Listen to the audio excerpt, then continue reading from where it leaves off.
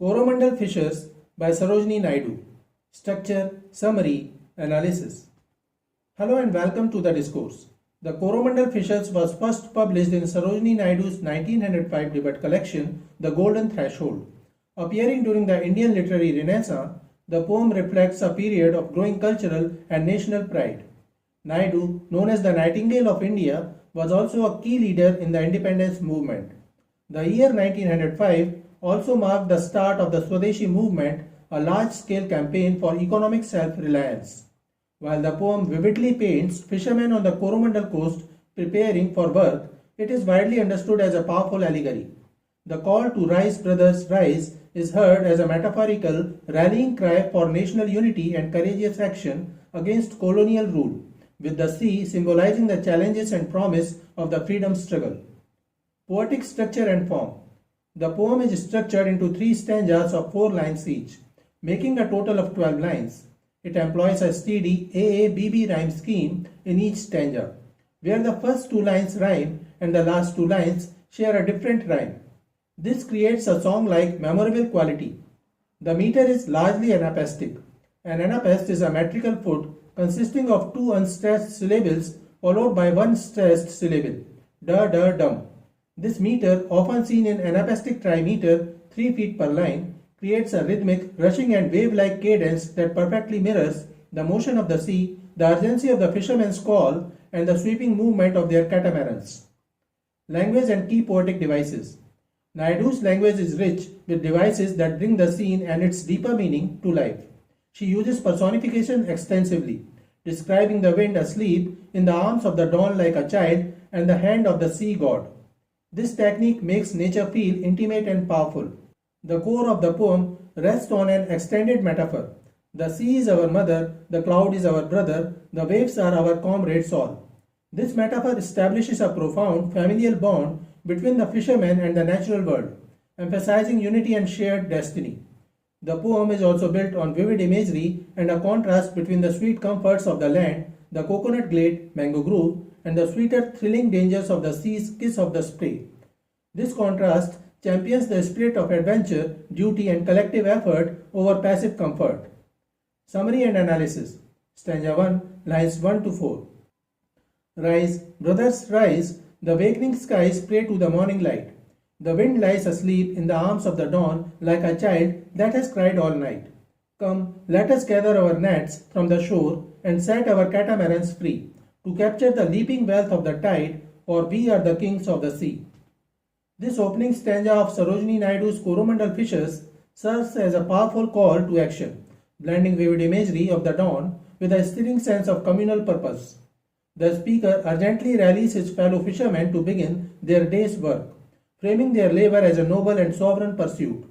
The stanza moves from a description of the tranquil, personified natural world at dawn to a declaration of the fisherman's mastery over the sea, establishing the poem's central themes of unity, courage, and harmony with nature.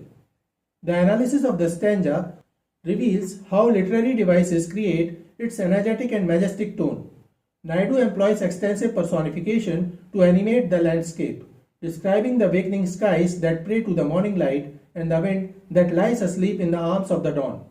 This technique makes nature a participant in the scene rather than just a backdrop, suggesting a world coming to life in support of the fisherman's endeavor. A central simile compares the wind to a child that has cried all night, effectively conveying the calm and stillness that follows a storm, a moment of peace perfect for launching their boats. The stanza builds toward its concluding metaphor, where the fishermen declare themselves the kings of the sea. This metaphor transforms their act of fishing from mere subsistence into a royal quest, framing the leaping wealth of the tide as their rightful domain to capture.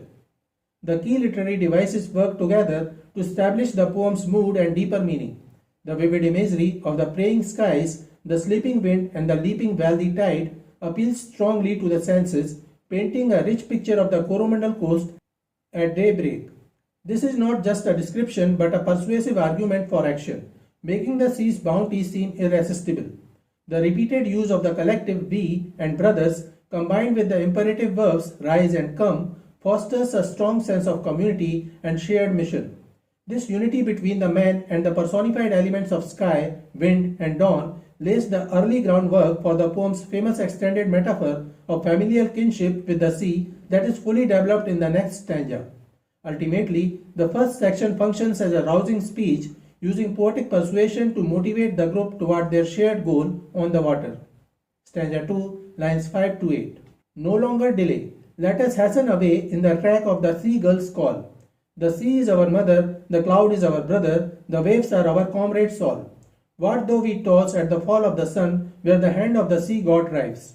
He who holds the storm by the hair will hide in his breast our lives.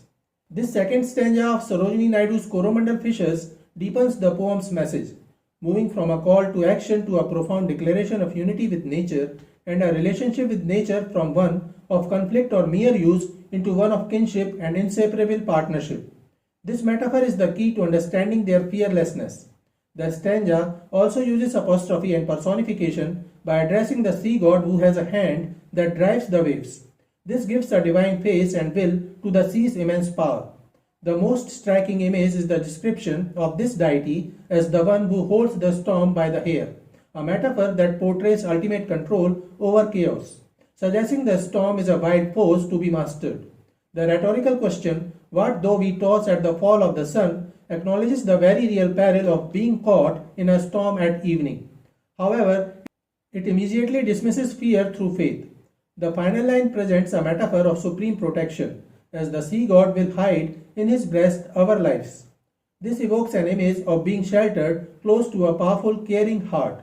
This spiritual reassurance completes the stanza's argument. Because they are family with the sea and its elements, and because a higher power controls the storm, they can proceed with both haste and confidence into the unknown. This blends practical urgency with deep philosophical faith, a core theme of the poem. Stanza 3, lines 9 to 12. Sweet is the shade of the coconut glade and the scent of the mango grove, and sweet are the scents at the full of the moon with the sound of the voices we love. But sweeter, O brothers, the kiss of the spray and the dance of the wild foam's glee. Row, brothers, row to the edge of the verge, where the low sky mates with the sea. This final stanza of Coromandel Fishers presents a decisive contrast between the comforts of land and the thrilling call of the sea, culminating in a powerful directive to row onward. The speaker first acknowledges the sweet earthly pleasures, the shade, scents, and loved ones on shore, only to reject them for the sweeter excitement of the ocean's wildness.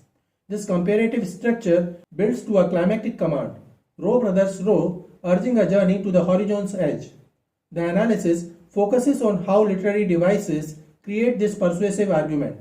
Naidu uses rich sensory imagery, shade, scent, sound to make the land's attractions vivid and genuine. The sea, however, is described through dynamic personification, receiving the kiss of the spray and hosting the dance of the wild foam's glee. This makes the ocean feel passionately alive.